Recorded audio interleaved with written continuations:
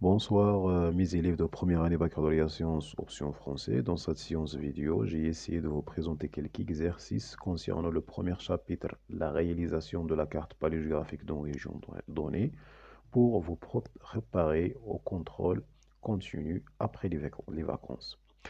On va passer directement au contenu. L'étude des grains d'un échantillon de sable a donné les résultats représentés de la table 1. دراسة ديال عينة من الرمل كتعطينا النتائج المبينة في هذا الجدول. عندنا le cumuli en pourcentage de sable B, le cumulus jusqu'à 100%. وعندنا le diamètre en millimètres جوج 1.6 1.25 و 1.8. لاحظوا بأن القيم ديال لي ديامتر عطاوهم لنا بدون مجالات جوج صافي جوج 1.6 1.25 etc. بالنسبة للبروميير كيسيون نومي سو تيب ديتود اي ديتيرميني سون انتيغي. سمينا هاد الدراسة هادي اش كنسميو هاد الدراسة وعطينا الفائدة ديالها. Deuxièmement, de A, en se basant sur le tableau 1 بالاعتماد على المعطيات tracer la courbe cumulative de ce sable ورسم المبيان التراكمي ديال هاد الرملة هادي. puis déterminer graphiquement les quartiles Q1 et Q3 وحدد مبيان القيمة ديال Q1 مع القيمة ديال Q3. B, calculer l'indice de trace S0 et déduire son classement. من بعد غتحسب لنا S0 وحدد لنا الدرجة ديال الترتيب ديال هاد العينة من الرمل. بالنسبة لي réponses, première question, l'étude, c'est une étude granulométrique.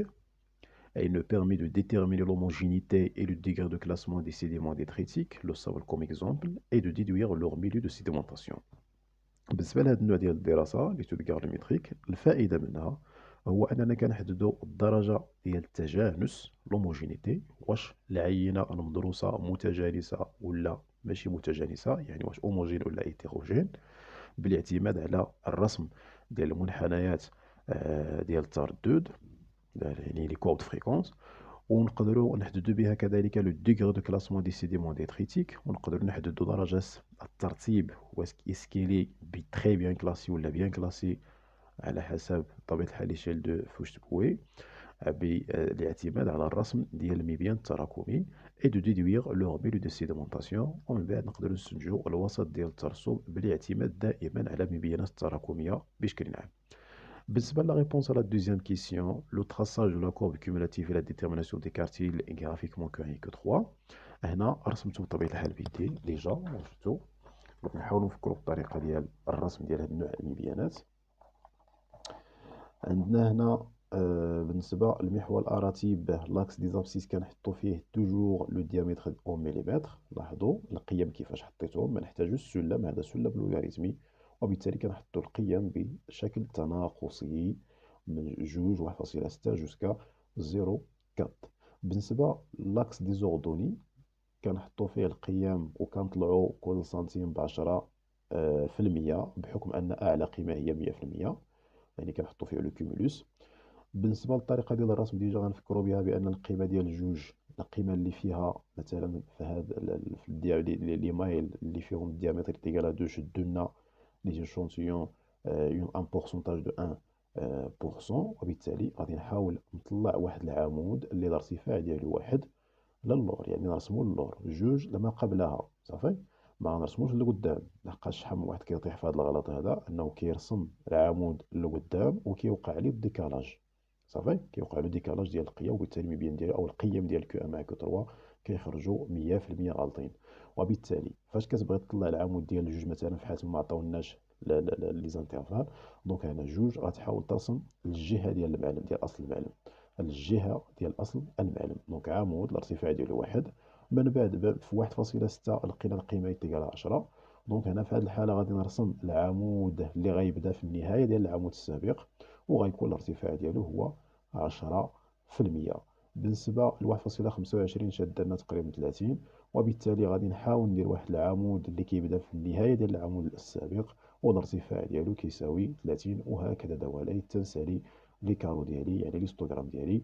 من بعد كنحاول نرسم المنحنى التراكمي لا كورب كيمولاتيف اللي هو هذا الخط هذا اللي كيدوز بهذه الطريقه في النقاط ديال التقاطع او التلاقي ما بين هذه الاعمده حتى كنسالي معاه. من بعد الطريقه ديال تحديد لي كارتيل جو بونس بانكم عاقلين عليها ولكن اللي بغيت نانسيستي عليه ونزيد نانسيستي عليه اكثر هو ان الترتيب ديال لي كارتيل كنحاول نرتبهم من الفوق للتحت، ديال 75%، 50 بوي 25، كو 1 كو 2 بوي كو 3. على مستوى التحديد ديال القيمه ديال كو 1 غادي ندير واحد الاسقاط افقي على المحور ديالي في النقطه او في المحور الارضي، المحور الاراتب اللي كتقابل 75%، كندير اسقاط افقيا على مبيان كنحصل على النقطه على المبيان. من بعد كندير اسقاط عمودي على محور الافاصيل وكنحصل على القيمه ديال كو 1.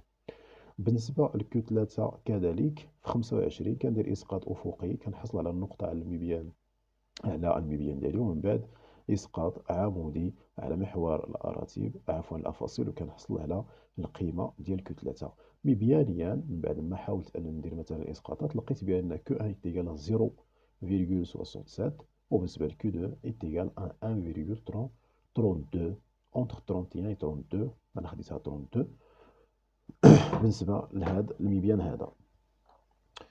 من بعد ما حصلت على هاد القيم هادو مبيانيا كندوزو للجواب على السؤال الموالي. S0 الراسين S0 est égal à racine carrée de Q3 sur Q1 est égal à racine carrée de 1,32 sur 0,67. ولقينا بأن القيمة est égale à 1,4. C'est une valeur comprise entre 1,23 et 1,41. Donc le sable est bien classé. دونك هادشي اللي كاين بالنسبه للسؤال الثاني او الجواب على السؤال الثاني جوج هادشي اللي درنا هنايا او اللي كتبته هنايا. دونك لقيت بان كو 1 est égal à 0,67, que 3 1,32. Donc la calcul de S0 et la déduction de degré de classement, لقينا بان S0 est égal à 1,4. Donc le sable est bien classé selon l'échelle de Fauche-Bouillet en général. En passant à les questions suivantes. Troisièmement, en exploitant ces résultats et le document 1 باستغلال نتائج الإجابة على السؤال الثاني ومحتوى الميبيا أو هذا الدوكيومون أو الوثيقة رقم 1 courbe cumulative de référence هي منحنيات تراكمية مرجعية. Déterminer l'origine de cet échantillon de sable et ses conditions de transport et son milieu de sédimentation. غتحاول تعطينا الأصل ديال العينة الرمل اللي كنا كندرسوها اللي هي لو سابل بي، وتعطينا les conditions de son transport en général. Quatrièmement, en justifiant ta réponse بتعليل الجواب ديالك déterminer la catégorie de quads EL, NE, RM qui se trouve en abondance de le sable B.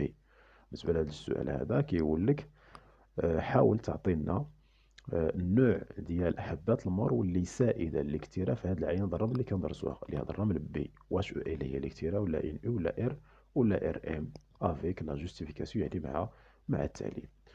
بالنسبه للمقارنه ديال المبيان ديالنا مع المبيانات التراكميه المرجعيه، شنو كندير؟ كما درنا بالنسبه للتمرين السابق، كنحاول نقارن مثلا المبيان ديالي فين بدا كيطلع المجال ما بين 1.2 تال قيمة أكثر من 2، يعني ما بين 2 و 1.2 تما فين كاين فين طالع عندي المبيان. دونك كنرد البال لهادي. حتى بالنسبة للمبيانات ديالي هنايا كنلقى بأن المبيان لو صابل فلوفياتين مع لو صابل كوتيير جايين ما بين 2 و 1.6 فين طلعوا حتى هما، يعني تقريبا بحال هنا. بينما بالنسبة لو صابل الإيوليان طلع في القيم ما بين 0.2 مع 0.31، وهي قيم صغيره بزاف مقارنه مع المبيان ديالي. دونك المبيانين اللي ممكن نقارن معاهم هما هادو بحكم انهم طلعوا في نفس المجال نفس القيم. هذا طالع ما بين 1.6 والاخر حتى هو طالع ما بين 1.6 و 2. الان شنو غندير باش نفصل بيناتهم؟ كنشوف لاسبي او الشكل ولا لا فورم ديال نوتر كورب.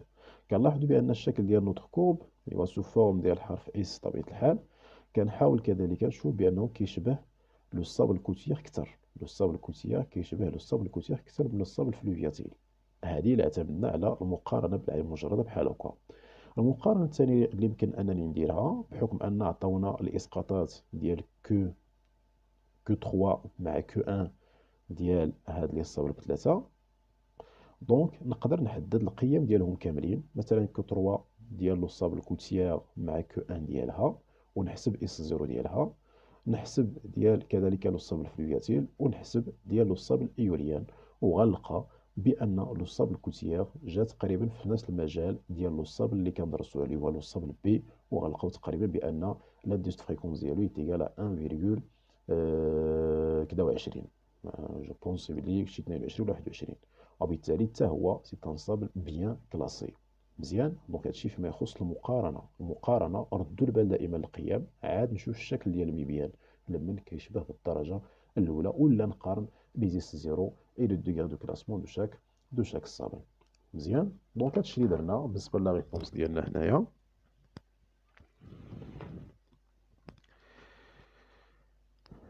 D'après la comparaison de notre courbe et les courbes cumulatives de référence, on constate que le sable étudié ressemble au sable coutillard. من بعد المقارنة سواء بالعين المجردة كما درنا ولا بالحساب ديال لي زيس زيرو ديال كل ايشونتيون دو سابل ريفيرونس، لقينا بأن هاد لو سابل ديالنا أو هاد لو سابل étudié ressemble au sable coutillard، أنه كيشبه الرمل البحري أو الساحلي بشكل عام.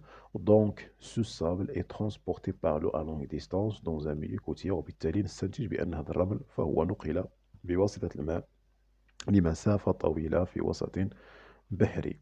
بالنسبة ل كاتريام كيسيون، لو سابل كوتيير سو كاركتيريز اون جينيرال، بالنسبة للمعطيات أو المعلومات اللي عندنا أصلا، بأن لو سابل كوتيير ولا ماران اي سو كاركتيريز بار لا دومينونس دي غران دو سابل او ال، هي اللي كتكون كثيرة فيه بطبيعة الحال او ال بلوس دو 30% بالنسبة للرمل البحري. بويسك نوتر سابل اي دوريجين كوتيير، وبالتالي ومادام أن الرملة ديالنا لقينا بأن الأصل ديالها هو ماران كوتيير، دونك لي غران او ال سون لي بلوز ابوندون دو سو سابل، وبالتالي نقدروا نقولوا بان او ال هي اللي سائده في الرمال اللي كندرسوها او لي شونتيون دو سابل اللي كندرسوه في هذا ليكزيرسيس هذا. سي بيان. اون فا باسي لا دوزيام بارتي بالنسبه للمعطيات ديالها. لو دوكيومون 2 هو هذا représente le diagramme de Jostrom qui permet de relier la vitesse d'un courant à son action sur des matériaux de granulométrie variée. Donc هذا ميبيان جوستروم غني عن التعريف بطبيعة الحال. دونك بالنسبة لهذا الميبيان هذا اش مطلوب انطلاقا منه غادي نحاولو نجاوبو على les deux questions suivantes. La première question avec une vitesse de 10 cm par seconde. سرعة تساوي 10 سنتيمتر بار سكوند. À partir de quelle taille les particules détritiques subissent une sédimentation. بالنسبة للسؤال الأول تيقول لك إلا اعتمدنا أو خدينا واحد السرعة ديال المياه ديال 10 سنتيمتر بار سكوند، أشنو هما العناصر الرسوبية اللي يقدروا يخضعوا للترسب، اللي غادي يترسبوا في هذا الأوساط هذا بالاعتماد على هذا الميبيان بطبيعة الحال. مفهوم السؤال؟ دونك في سرعة تساوي 10 سنتيمتر بار سكوند، أشنو هو الحجم أو الديامتر أو القطر ديال لي بارتيكول ديتريتيك ديال العينات الحوتاتية اللي تقدر توضع في هاد السرعة هادي. بالنسبة لا دوزيام كيسيون، quelle est la vitesse responsable de dépôt des particules dont le diamètre est de 0,1 mm. ما هي السرعة quelle est la vitesse responsable de dépôt des particules dont le diamètre est 0,1، ما هي السرعة اللي تقدر تأدي للترسب الترسب ديال العناصر اللي القطر ديالها 0.1. مفهوم السؤال؟ دونك نعطيكم الطريقة ومن بعد نقراو الجواب. دونك هنا بالنسبة للسؤال الأول عطاونا واحد السرعة 10 سنتيمتر بار سكوند، يعني هنا 10 سنتيمتر بار سكوند. قالوا لنا اشنو هي لا طاي ولا لي ديامتر دي بارتيكول اللي يقدروا يتوضعوا يعني يكونوا في هذا المجال هذا. دونك اش كندير؟ تو سامبلومون كندير واحد الاسقاط افقي كيدوز من 10، اسقاط افقي حتى كيتقاطع مع هاد الميبيان هذا اللي كيفصل المجال ديال السيديمونطاسيون مع لو ترونسبور. كنحصل على واحد النقطه، مثلا حصلت على نقطه في هذا المجال هنايا، نورمالمون في هذا المجال. دونك من بعد ما كنحصل على هاد النقطه كنحاول ندير اسقاط عمودي باش نحدد القيمه ديال الديامتر دي بارتيكول اون كيستيون. كنلقى واحد القيمه، هاد القيمه انطلاقا منها الفوق بطبيعه الحال هنا مثلا بحال هاد ليكزومبل غادي نلقاو تقريبا لو ديامتر دي بارتيكول ايكال 5 مليمتر. دونك العناصر اللي تقدر توضع في السرعة ديال 10 سنتيمتر هي العناصر اللي القطر ديالها أكبر من 5 مليمتر. كلشي داكشي اللي جاي في هذا المجال غادي توضع أو غادي يخضع للترسب في السرعة كتساوي 10 سنتيمتر بار سكوند. مزيان. بالنسبة للانفيرس هنا عطاونا لا فالور دو ديامتر دي بارتيكول وقال لنا اشنو هي السرعه اللي غتكون مسؤوله على الترسب ديال هاد العناصر هادو. كنديروا الانفيرس 0.1 ملم كنقلبوا عليها ها هي 0.1 ملم. كنديروا اسقاط عمودي على المحور اللي كيفصل لا سيديمونطاسيون مع الترونسبور بحكم اننا كنقلبوا على لو ديبو. غنحصلوا على واحد القيمه تقريبا تتساوي 0.9 حتى لواحد سنتيمتر بار سكوند. وغادي نقول لكم ريبونس بان العناصر اللي القطر ديالها 0.1 تقدر ترسب في واحد السرعه اقل من هذه القيمه هذه اللي لقينا هنايا، يعني اقل من 1 سنتيمتر بار سكوند. صافي. دونك الا جبنا مثلا هذه القيمه ديال 0.5 سنتيمتر بار سكوند درنا الامتداد ديالها ودرنا الامتداد ديال هذه غادي يتلاقاو في المجال ديال السيديمونطاسيون. جبنا ديال 0.3 ولا 0.2 غادي نلقاو في المجال ديال السيديمونطاسيون. دونك تنقولوا جينيرالمون بان لي بارتيكول دو 0.1 se déposent dans une vitesse inférieure à 1 cm par seconde كقيمة تقريبية بطبيعة الحال. مزيان. دونك لا ريبونس اللي كتبتها انا بطبيعة الحال هذه تعابير اللي هي بعض التعابير اللي ممكن نعتمدوها. Dans une vitesse de 10 cm par seconde, les particules dont la taille est supérieure à 5 mm se déposent. دونك العناصر اللي القطر ديالها اكبر 5 ملم هي اللي كتوضع بطبيعة الحال في واحد السرعة ديال 10 سنتيمتر بار سكوند. La deuxième question, les particules de 0,1 mm subissent une sédimentation dans une vitesse moins de 1 cm par seconde. العناصر اللي القطر ديالها 0.1 كتعرض للترسب في واحد السرعة أقل من 1 سنتيمتر بار سكوند. كل ما كانت السرعة أقل من 1 إلا وهاد العناصر كيخضعوا للترسب entre parenthèses. مزيان. Donc on va passer. L'étude statistique des grains de quartz d'un échantillon d'eau sable a donné les résultats suivants. بالنسبة للدراسة الإحصائية ديال حبات المارو ديال واحد الرملة عطاتنا هاد النتائج. لاسبي دي غران RMELNU مع البورسونتاج ديالها في هاد العينة. مثلا بالنسبة ل RM لقينا فيها 26%، EL 68% و NU لقينا فيها 6%. NU اش كتعني؟ غران نون يوزي غير محزة، غران ايموسيل ويزونت مدملكة بالرقة غوندمات بطبيعة الحال. هادو دي غران دو كور اللي غتكونو شفتوهم بطبيعة الحال في الكور ديالكم. سؤال واحد اللي كاين هنايا اون جيستيفيون تا ريبونس ديتيرميني لوريجين دو سيت échantillon دو سابل. اش مطلوب؟ حدد الاصل ديال هاد الرمله هذه منين جبناها، اين وسط جبناها، مع تعليل الاجابه ديالك. دونك هنا باش نحددوا النسبه او الرمله منين جبناها دائما كنبازيو على النسب المئويه. اي هاد الاشكال سائد. الى لقينا ار ام شكون هي اللي كبيره فيهم هنايا كنلقاو بان او ال هي او هي الشكل اللي هو سائد في هذه الرمله او ال 68%. كتجمو راه ار ام 26 و ان في اخر مرحله ديال 6%. دوك اش كنقول في لا ريبونس؟ Cet échantillon est caractérisé par la dominance des grains de quartz EL. La dominance السيادة ديال EL هي اللي كثيرة بطبيعة الحال avec EL est supérieur à 30%، مع أن النسبة ديال EL كثر من 30%. Donc ce sable a subi un transport à longue distance par l'eau dans un milieu marin. علاش قلنا marin ماشي فلوفيرسي اكسيتيرا؟